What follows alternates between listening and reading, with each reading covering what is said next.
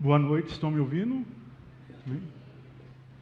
Abra sua Bíblia comigo no livro de 1 Reis, capítulo 17. Nós vamos estar meditando num texto em 1 Reis, capítulo de número 17. Nós vamos estar lendo todo o capítulo, amém? Então, 1 Reis, capítulo de número 17. Daí quem achou, diga amém. Daí quem não achou, diga café com Bíblia. Isso, café com Bíblia. Amém? Todos acharam? Ora, Elias o tesbita da Tisbe de Gileade disse a Acabe: juro pelo nome do Senhor, o Deus de Israel, a quem sirvo, que não cairá orvalho nem chuva nos anos seguintes, exceto mediante a minha palavra. Depois disso, a palavra do Senhor veio a Elias: saia daqui, vá para o leste e esconda-se perto do riacho de Querite, a leste do Jordão. Você beberá do riacho, e dei ordens aos corvos para o alimentarem lá. E ele fez o que o Senhor lhe tinha dito. Foi para o riacho de Querite, a leste do Jordão, e ficou por lá. Os corvos lhe traziam pão e carne de manhã, e de tarde ele bebia água do riacho. Algum tempo depois, o riacho secou-se por falta de chuva. Então a palavra do Senhor veio a Elias: vá imediatamente para a cidade de Sarepta de Sidom e fique por lá. Ordenei a uma viúva daquele lugar que lhe forneça comida. E ele foi. Quando chegou à porta da cidade, encontrou a viúva que estava colhendo gravetos. Ele a chamou e perguntou: pode me trazer um pouco de água numa jarra para eu beber? Enquanto ela ia buscar água, ele gritou: por favor, traga também um pedaço de pão. Juro pelo nome do Senhor, o teu Deus. Ela respondeu: não tenho nenhum pedaço de pão, só um punhado de farinha num jarro e um pouco de azeite numa botija. Estou colhendo os 2 gravetos para levar para casa e preparar uma refeição para mim e para meu filho, para que comamos e depois morramos. Elias, porém, lhe disse: não tenha medo, vá para casa e faça o que diz. Mas primeiro faça um pequeno bolo com o que você tem e traga para mim, e depois faça algo para você e para o seu filho. Pois assim diz o Senhor, o Deus de Israel: a farinha na vasilha não se acabará, e o azeite na botija não se secará, até o dia em que o Senhor fizer chover sobre a terra. Ela foi e fez conforme Elias lhe dissera. E aconteceu que a comida durou todos os dias para Elias e para a mulher de sua família, pois a farinha na vasilha não se acabou, e o azeite na botija não se secou, conforme a palavra do Senhor proferida por Elias. Algum tempo depois, o filho da mulher, dono da casa, ficou doente, foi piorando e finalmente parou de respirar, e a mulher reclamou a Elias: que foi que eu te fiz, ó homem de Deus? Vieste para lembrar-me do meu pecado e matar o meu filho? Dei-me o seu filho, respondeu Elias. Ele o apanhou dos braços dela, levou-o para o quarto de cima, onde estava hospedado, e o pôs em cima da cama. Então clamou ao Senhor: ó Senhor meu Deus, trouxeste também desgraça sobre essa viúva, com quem estou hospedado, fazendo morrer o seu filho? Então ele se deitou sobre o menino 3 vezes e clamou ao Senhor: ó Senhor meu Deus, faze voltar a vida a este menino. O Senhor ouviu o clamor de Elias, e a vida voltou ao menino, e ele viveu. Então Elias levou o menino para baixo, entregou a mãe e disse: veja, seu filho está vivo. Então a mulher disse a Elias: agora sei que tu és um homem de Deus, e que a palavra do Senhor, vinda da tua boca, é verdade. Amém? O título que eu pensei para essa mensagem é: a que a fé nos leva? Eu estava em minhas leituras bíblicas, na verdade eu estou lendo 1º, 2º Reis, e quando eu li essa passagem falou muito comigo sobre... Essa passagem tem várias aplicações, mas a questão da fé, ela falou muito ao meu coração. Eu gostaria que vocês me dissessem, como vocês definiriam o que é fé? Como vocês definiriam o que é fé?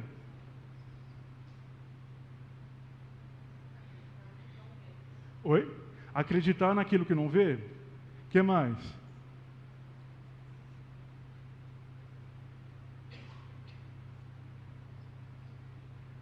Bom, nós podemos dizer que, biblicamente, a fé é muito mais do que acreditar na existência de Deus. Porque a crença na existência de Deus, ela é um pouco intuitiva ao ser humano. Ou seja, nós vemos que em todos os lugares do mundo, há uma crença no sobrenatural, há uma crença na vida após a morte. Então, nós até analisando textos bíblicos, pensando na questão da revelação geral de Deus, nós vemos que o ser humano, ele nasce com uma certa fé. Mas a fé bíblica é muito mais do que essa mera crença na existência de Deus. A fé bíblica é a confiança em Deus. É confiar na provisão em Deus, e relacionando a salvação, é confiar nos méritos de Cristo mais do que nas nossas obras, amém? E pensando nisso, então, eu gostaria de introduzir essa mensagem falando um pouco do panorama, do contexto em que Elias estava inserido. Elias, ele viveu no tempo de 1º e 2º Reis, que o reino de Israel estava dividido, a monarquia estava dividida.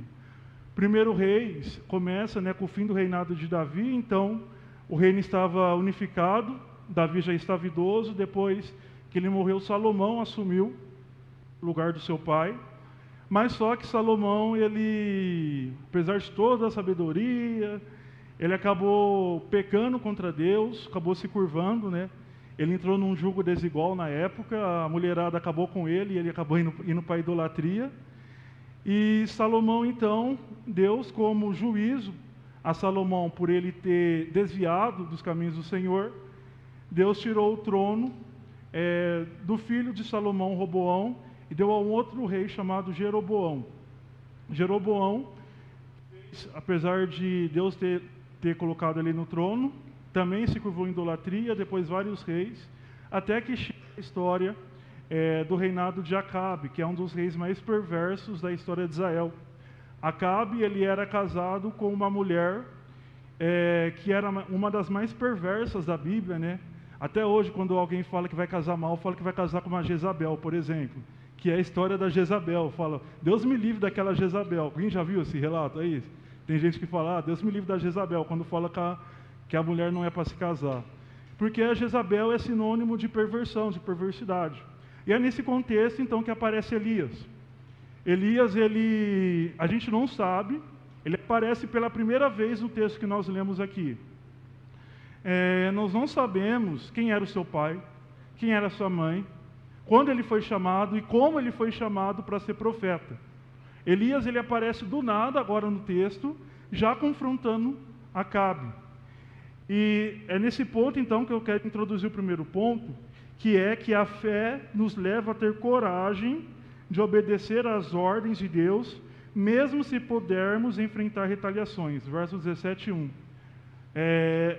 Bom, naquela época, o povo de Israel e os reis de Israel, eles se desviaram, então, dos caminhos do Senhor para seguir a um Deus que era muito cultuado pelos povos ao redor, ali, os cananeus, os fenícios, chamado Baal. Baal, ele era visto como o senhor do tempo. E Deus enviou Elias para mostrar a Acabe e aos israelitas que ele, Deus, é maior do que Baal. Também Deus mandou Elias para profetizar a Acabe, porque Deus, ele disse em Deuteronômio 11, nos versos 16 e 17, que caso o povo de Israel quebrasse a aliança que tinham com Deus, Deus enviaria a seca para punir o povo, pelos seus pecados, para julgar o povo pelos seus pecados, uma espécie de juízo de Deus. Então, nós vemos aqui que Elias, ele teve coragem de profetizar contra Acabe, mesmo que Acabe pudesse ter mandado matar ele. De fato, no capítulo 18, verso 4, nós vemos a história de que teve um homem chamado Obadias que protegeu cerca de 100 profetas do Senhor, porque a mulher de Acabe, Jezabel, que estava perseguindo e mandando matar muitos. Então Elias, mesmo tendo o risco de perder a vida, de sofrer retaliações, pela fé em Deus, ele resolveu profetizar contra Acabe. E nós podemos ver aqui que Deus deseja que nós obedeçamos, mesmo com risco de retaliações por nossa obediência. Muitas vezes, por exemplo, nós podemos sofrer retaliações no trabalho, às vezes a gente pode ser forçado a fazer algo de errado, a mentir, a fazer algum trambique ali no trabalho, né? E acabar com isso sofrendo retaliações por não querer fazer o que as pessoas pedem com que nós façamos de errado. Pode acontecer isso daí. Ou às vezes ter que, no caso, falar de algo ou apoiar alguma pauta ideológica que vai contra os princípios da palavra de Deus. E com isso vem as retaliações. Tantas pessoas que, por defenderem, por exemplo, os valores bíblicos, o que a Bíblia ensina sobre diversos temas, acabam perdendo emprego, acabam sendo demitidos por serem fiéis a Deus. E muitas vezes a fé nos leva a ter essa coragem, apesar das retaliações.